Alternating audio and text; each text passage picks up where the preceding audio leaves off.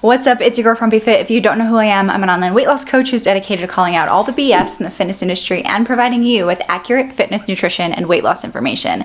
Today, I'm going to do a reaction to John from Obese to Beast's video talking about his own weight loss, like from start to finish, because I know John personally. He reacted to one of my videos and then I went on his stream. But when I first learned about John and his channel, it was always his commentary and reaction videos. And I can tell just from watching those videos that John knows a lot about weight loss and he is very knowledgeable.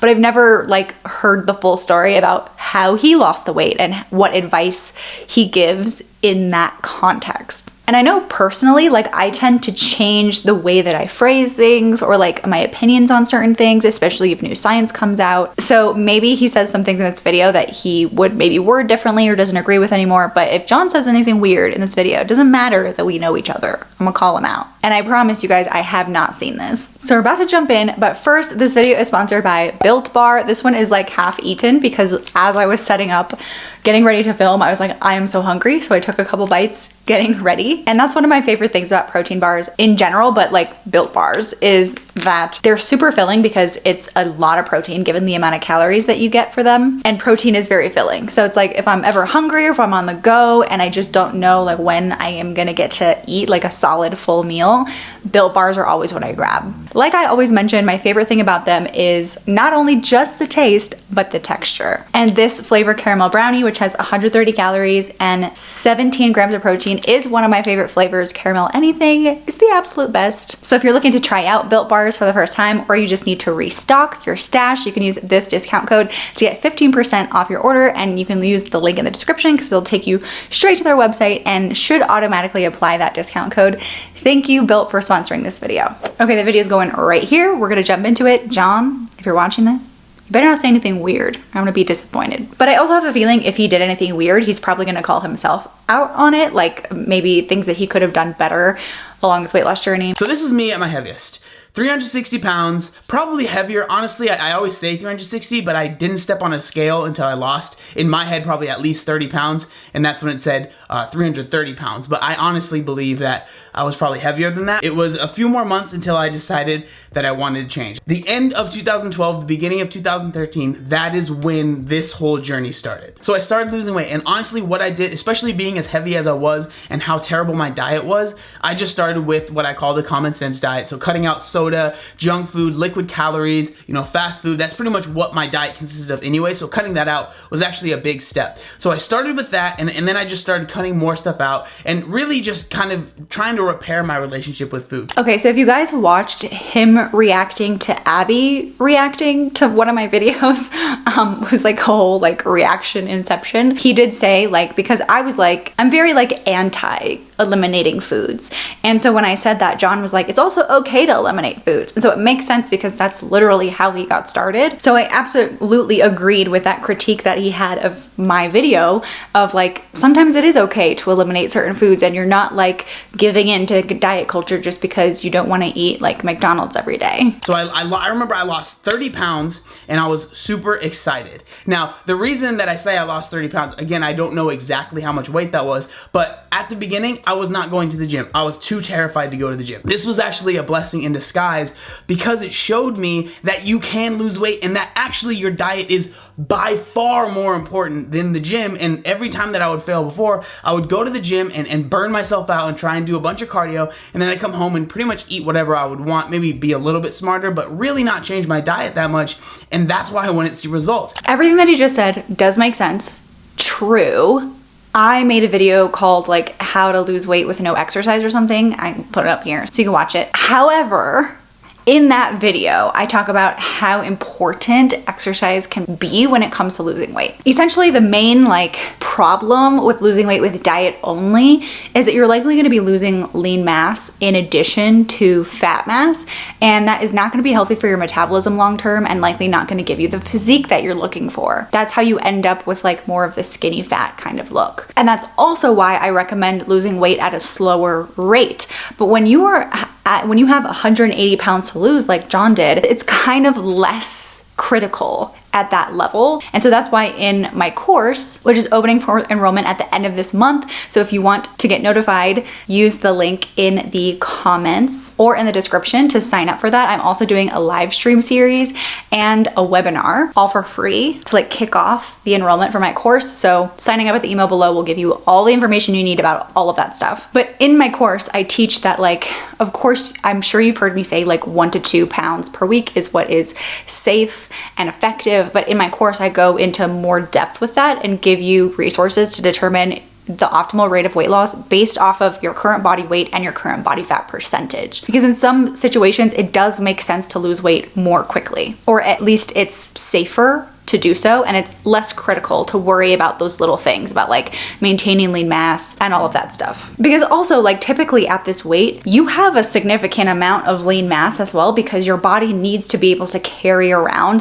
that extra weight that you are carrying on your body. And additionally, like, when you have that much fat to lose, it makes sense that your body would choose that fat mass versus the lean mass to get rid of. But once you get down to a lower body fat percentage and less of the fat is considered excess, like for your body, because what we view societally as excess body fat is not what our bodies view as excess fat. So by the time you get down to like, now we're just like nitpicking aesthetics or trying to lose that last like 10 pounds, your body is not gonna favor that body fat as heavily as it did when you were trying to lose 180 pounds. So while I typically do not recommend losing weight with diet only, it does make sense in some situations. And I always say we want to make sure that your plan is like doable for you. So if you are at a place where you've never succeeded with weight loss before and you're overwhelmed because a million different things are being like shoved in your face of like what is most important when it comes to losing weight, boil it down to the absolute bare minimum basics. And this is actually what my webinar is going to be about at the end of the month. Like, how do we boil it way down? And if you just like cannot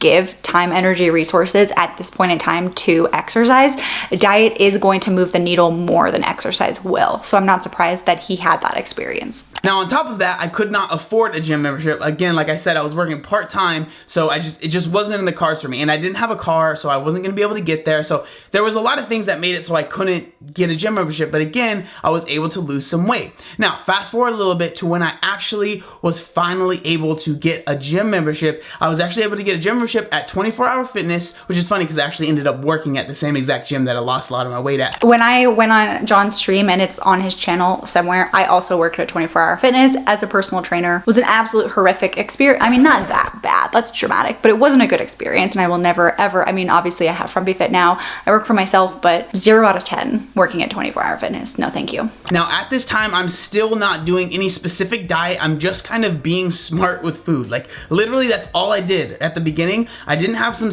crazy special diet, keto, paleo, vegan. Like, there was nothing that I was doing that I was following. It was just in my head, I was like, okay, eat what's healthy, don't eat what's not healthy. And it really did work for me at the very beginning. So the reason that I was actually able to afford a gym membership was because I got hired at a food place called Vaughn's. I thought he was gonna say he got a gym membership for free for working at 24 Hour Fitness. Maybe he wasn't working there yet. He said eventually he started working there. I'm a little hazy on the timeline, but that's exactly what I said. If you don't have the time or resources, including money, to make exercise a part of the picture, that's okay. Like, do whatever is doable for you. I pretty much just focused on myself at this point. Like, in my life, I was able to really focus on myself. So I was able to, like, my days looked like if I was working both jobs, right? I would work both jobs and I would go to the gym, and that's pretty much all that I did.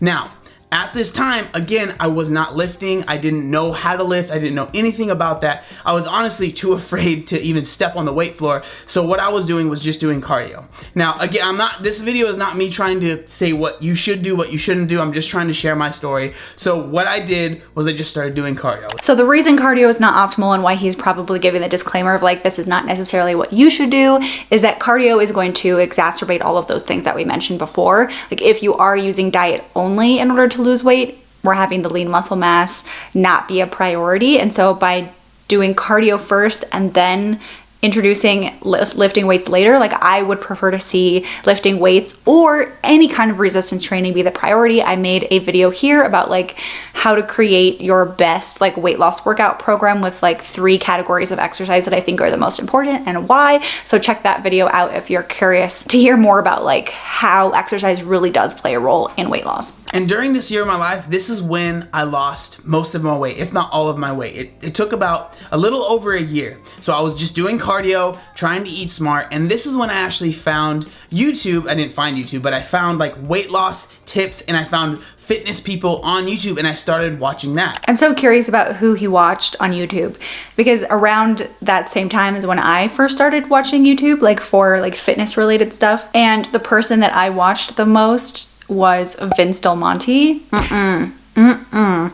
I have since learned that a lot of his advice and a lot of the content that he put out was problematic. Him and Amanda Latona, I actually met Amanda Latona at the Olympia, which was super cool because she was like literally the reason why I got started in bodybuilding, which kickstarted my entire like fitness, nutrition, everything situation. I mean, I was already studying exercise science in college at that point, but like when I discovered her, but she was like how I got into bodybuilding, which was such a valuable piece of my life. If you guys want me to talk about my bodybuilding experience in more depth, let me know, because there's a lot of negatives, but also like I got a lot of positives out of it as well. Now, when I first started going to the gym, I went with my friend Nolan, my best friend Nolan, because again, I still didn't have a car. I didn't have the money to afford one.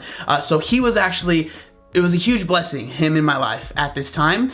He's still a huge blessing in my life, but he was willing and excited to start going to the gym with me, and we would go every single day, and he would drive me every single day. Well, actually, we started 3 days a week, and then we just kind of bumped it up. He would drive me to the gym, and then we would just do like arms or chest. And we honestly didn't know what we were doing, but the fact that we had each other there, we were able to kind of motivate each other, and we weren't as nervous, and I wasn't as nervous because I had him on the floor there with me.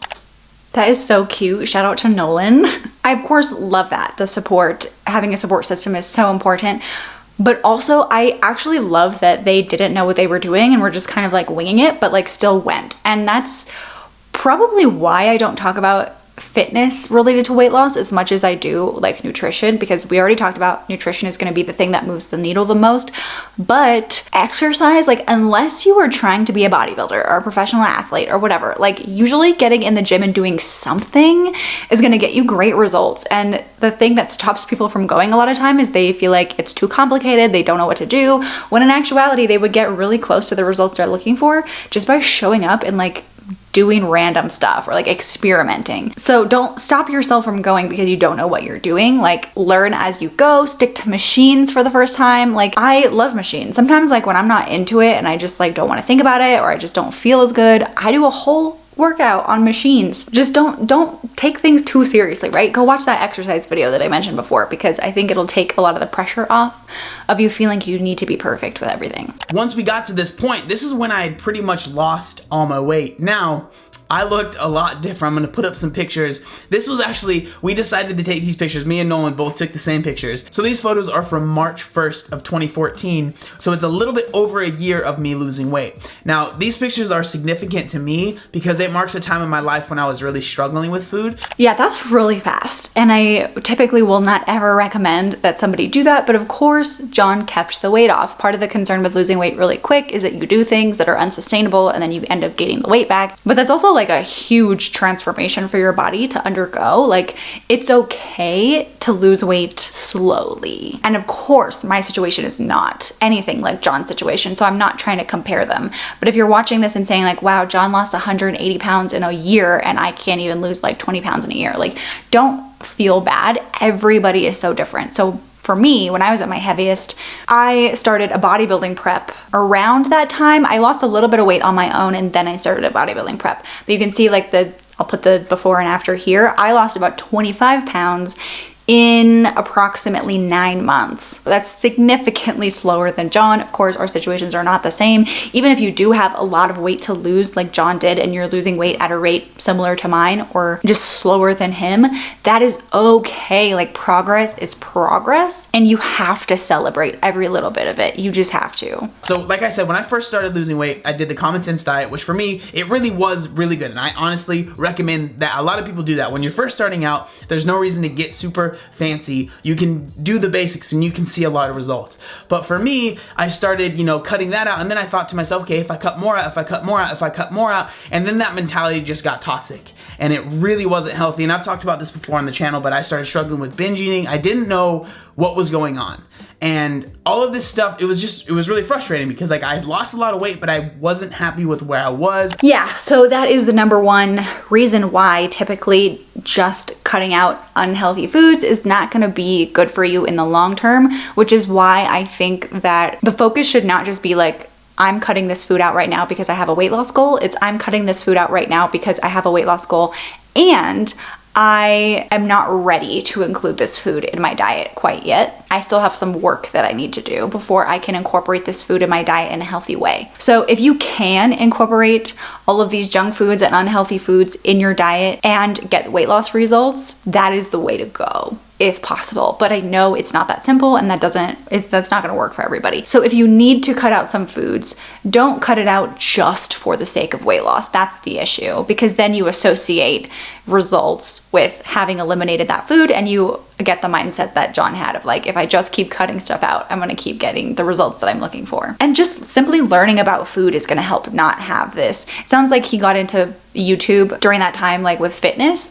I wonder what those YouTubers were saying about nutrition at the time, because maybe those YouTubers reinforced those thoughts about nutrition. So following people like myself and other YouTubers who talk about like really just educating about nutrition in the scope of weight loss and just in general is going to be really helpful for you to maintain a healthy relationship with food, because if you follow somebody who knows what they're talking about, they're not going to say you need to cut anything out in order to get results. Now, all of this kind of led me to start looking into nutrition more and be like, okay, I need to understand why I'm losing weight and how I'm losing it and what can I do to maximize my results. And that's when I started finding out about If It Fits Your Macros and just nutrition in general. So I started doing the bodybuilding style training, and I was you know, starting to really fall in love with that style of training. And then I, you know, decided to make a YouTube channel. Okay, so John represents an interesting like subset of people educating about weight loss or creating weight loss content. So he is making content from his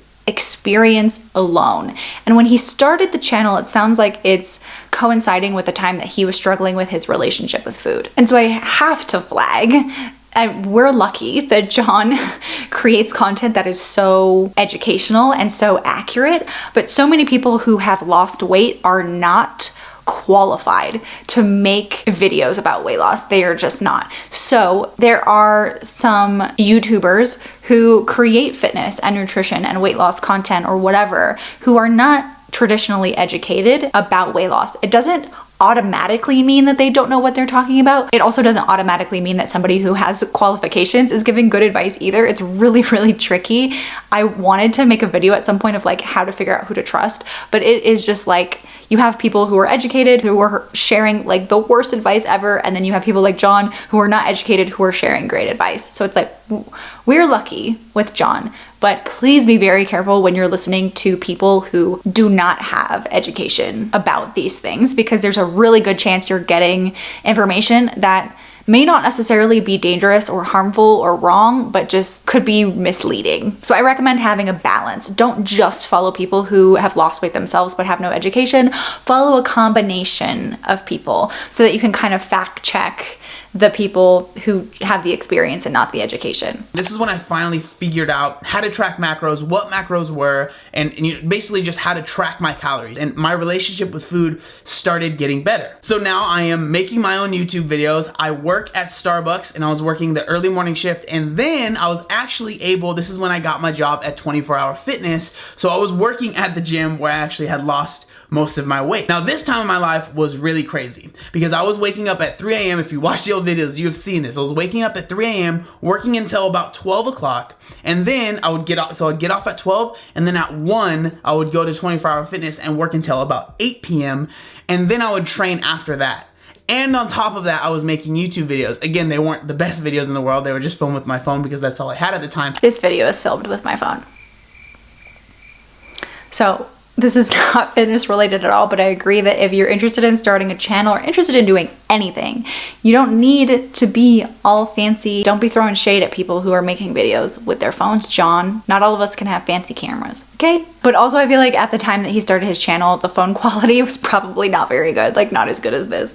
And let's fast forward a little bit to probably a moment that a lot of you guys know about, the moment that I decided to film the first ever loose skin video on my channel. And then the video went up, and over a few days it ended up going viral, and that's in that moment is when my life changed. I went from being someone that was working all of these jobs to literally like going on the Ellen show. You guys have heard this story, like going on the Ellen show, and my channel really like growing a lot. I didn't know that John, you went on the Ellen show? I'm never in the loop about anything. I never know what's going on. I'm sorry guys. I'm never gonna be one of those channels that like talks about things.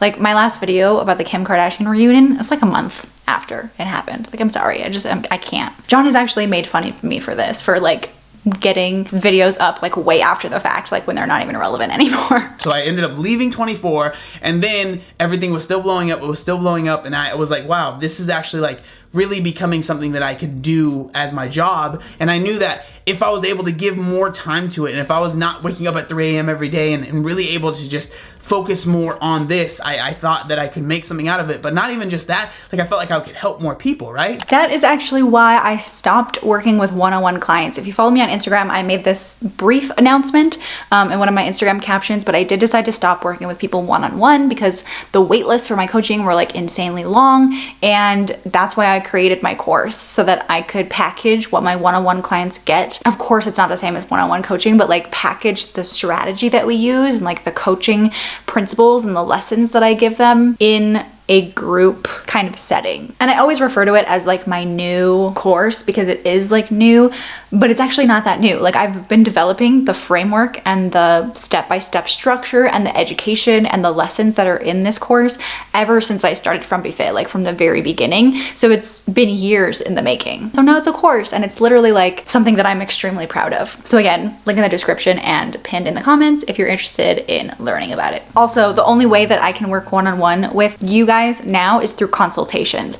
So you'll notice if you go to my services page on my website, I have that coaching is no longer available, and that you can book a consultation with me. So if you do need some one-on-one time with FrumpyFit, it's a consultation is the way to go. So a few more months go by, and I finally decide, okay, I'm gonna leave Starbucks, and this was a big deal for me. And it's so cool. I also have a video on the channel of my last day at Starbucks, and that was really emotional for me because I didn't know where I was gonna go. I didn't know what I was gonna do, but I knew that this is what I felt like I was called to do. This is what I felt like I was put on this earth to do, was make videos and help other people with these challenges. I so relate to that. If you watch me on John's Twitch stream on his YouTube channel, I talk about like my story and like starting FrumpyFit. I also have like a get to know me video, which is one of my least watched videos on this channel. I don't blame you guys for not caring about me. It's fine. You just want the information.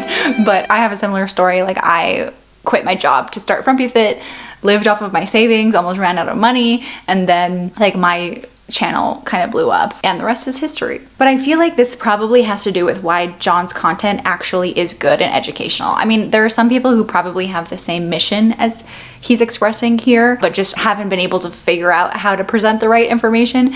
But the whole purpose of this is not to make money, get views, like all of that. It's because he actually wants to help people. So like in order to do that, he needs to be putting out accurate information. So he sought that out and made sure that that was the kind of content that he was putting out on YouTube.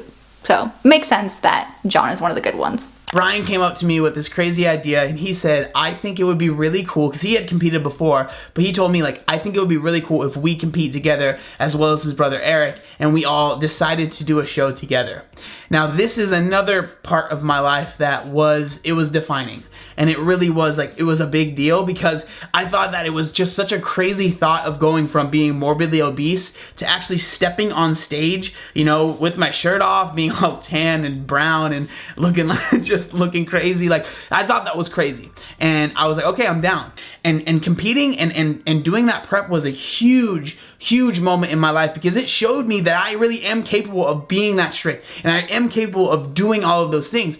But again, at this time, it was funny because there was this thing in my head that I was struggling with, was I was terrified because I had dealt with that bad relationship with food. I had dealt with that binging, and it was getting better, but like I really felt like, man, I don't want this to bring me back to that mentality. Yeah, so I agree with John that bodybuilding was a really defining moment for me. It has shaped me into who I am today, like as a person and as a coach.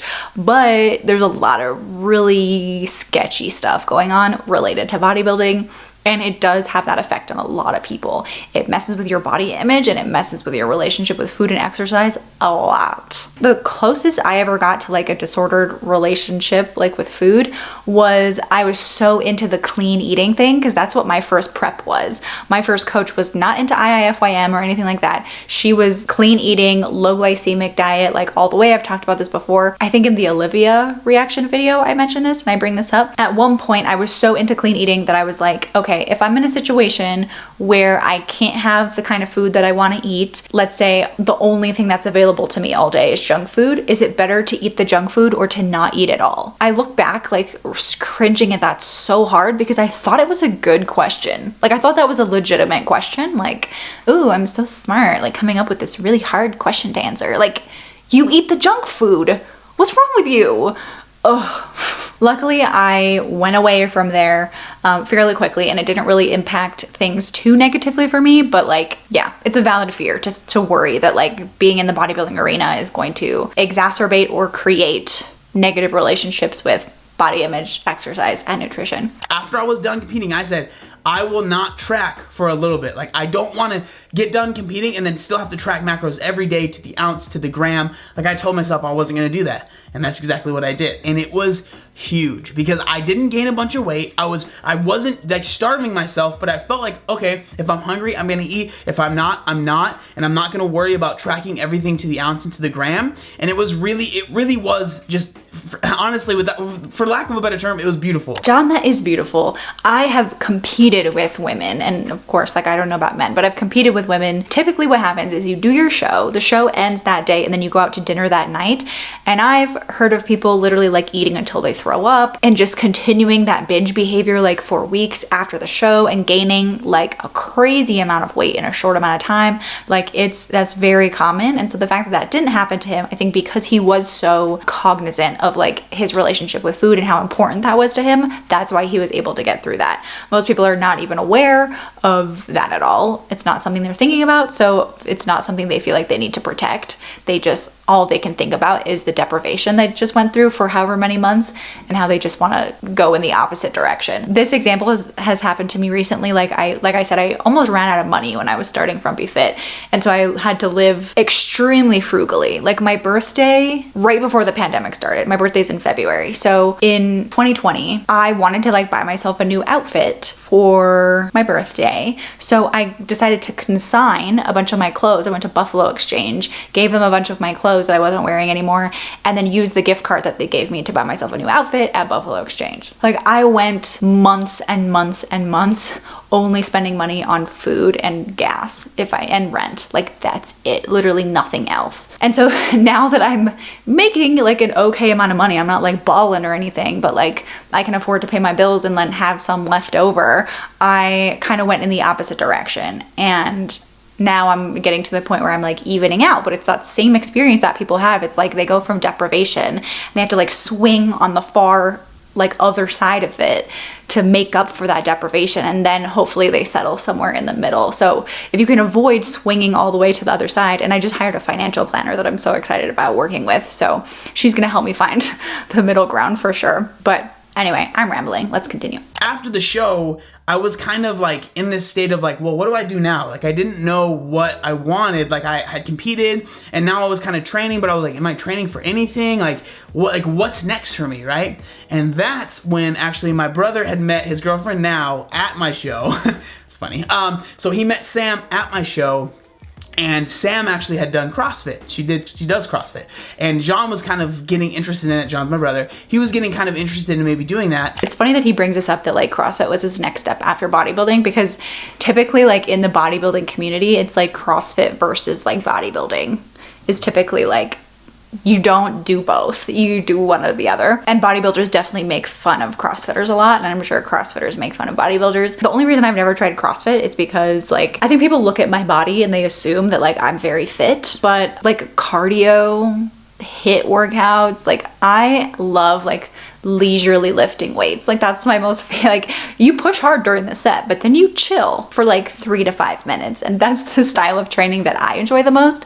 I do really want to improve like my physical fitness, but it just hasn't been in the cards yet. Maybe I'll try CrossFit one day. Maybe I'll try it and film it so you guys can all laugh at me. But I do want to experiment more with different types of exercise because I think I just want exercise to be fun. Like I just want to find more fun options for exercise. And I remember just kind of like seeing him and I was like, that's interesting. Like I've seen a lot about CrossFit. I was definitely like the regular bodybuilder that was like, I don't know about CrossFit. Like you can get injured and like everything that every bodybuilder says about CrossFit, right? I never was negative about it. It's not like I have videos on my channel bashing CrossFit, but I just, in my head, I was like, maybe I'll avoid that, right? But then I saw just how much Jean fell in love with it, and I really became interested. But after the first workout, I was like, wow, this is something that I really, really, really enjoy, and it has been an amazing journey ever since then. As far as kind of what my diet looks like now, like honestly, I go through phases of tracking and not tracking, and I really believe that that's kind of the, honestly, like what people should strive for. When they start tracking, right, you should strive to not have to track for the rest of your life. We're pausing for emphasis. When you start tracking, you should be doing so in a way that you are striving to not track. Thank you. Absolutely. So in my course, you have 2 options for diet. You have calorie tracking that leads into mindful eating, and you have mindful eating practices the entire time you're tracking. And then the second option is just skipping tracking and going straight to mindful eating, because that mindful eating is the ultimate goal. And hopefully so mindful in a way that like you don't actually have to put as much mental effort into it anymore. Like I want you to get to a place where you're not watching my content anymore because you don't even have to think about it anymore. Like that's what I want for every single person watching this, is to stop watching my content. It's not really a good business strategy, but there you go. My relationship with food now is so healthy, and like I really don't struggle with it at all anymore. And I really believe that that's why I will never go back to the weight that I was. I've never spiked and like gained a bunch of weight. Like I've never had to deal with, you know, losing some weight and then gaining 50 pounds and having to lose that again. Like once I started 5 years ago, like I've never gone back, right? There's never been a time where I've been like, man, crap, I gained 50 pounds. It hasn't happened because I've set goals for myself. Like I wanted to do the physique show, and before that there was other goals that I set, right? Little goals, like I want to lose 10 pounds.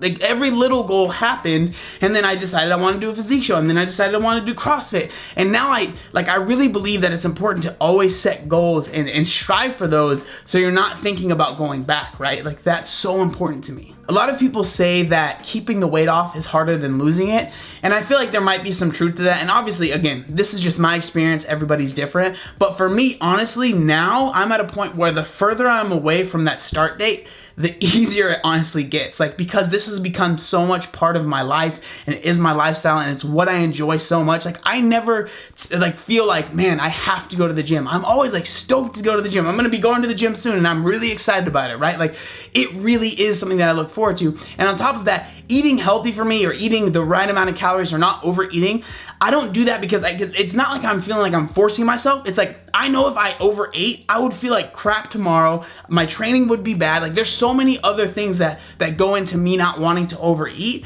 that it really isn't, it's not this chore anymore. It's something that I enjoy doing. I like being the best version of myself, and like all of that stuff has refined over these a little bit over 5 years. Now that's the point of this video, right? That's what I'm trying to show you guys, is if you see a before and an after, understand there is so much. Like this video is so much longer than I thought it was gonna be, but there is so much stuff, and there's even more than that, right? I'm not gonna make a 3-hour video of my journey, but like there's even so much more than everything that I shared. But I just think it's so important when you see those before and afters, understand how much went into the during, you know what I'm saying? Okay, we're gonna stop there. That's pretty much the end of the video. I do want to flag, as kind of the last thing that I want to say, that sometimes healing your relationship with food might need to involve some weight gain and removing the focus from weight loss. Like I mentioned in my Abby Sharp reaction video recently, I do see value in focusing on fitness and nutrition in a way that is not weight loss focused at all. Some people need that.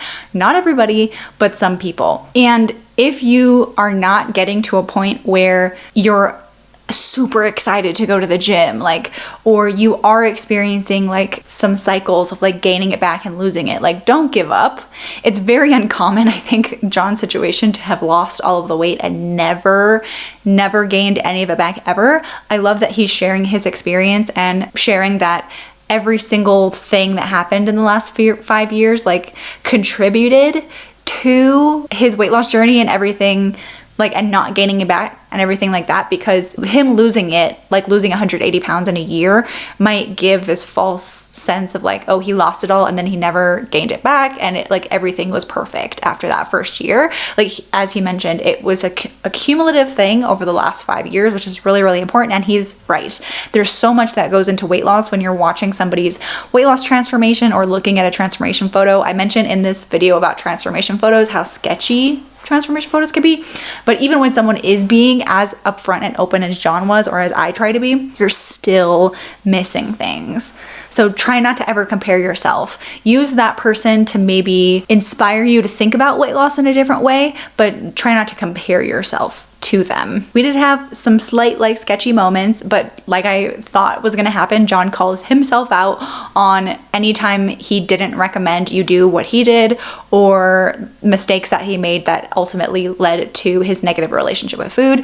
Overall, very good video. Super happy to have watched this. John and I are thinking about collabing on a video coming up, and I have some ideas, but let me know if there's anything you want to see from both of us in the same video. And as usual, guys, thank you so much for watching. Don't forget to like, comment, and subscribe here. Subscribing and commenting and liking literally seems like something so tiny, but means the absolute world to me as somebody who's creating content on YouTube. You can also follow me on Instagram, which also means the world to me, and TikTok, and I will see you guys in the next video.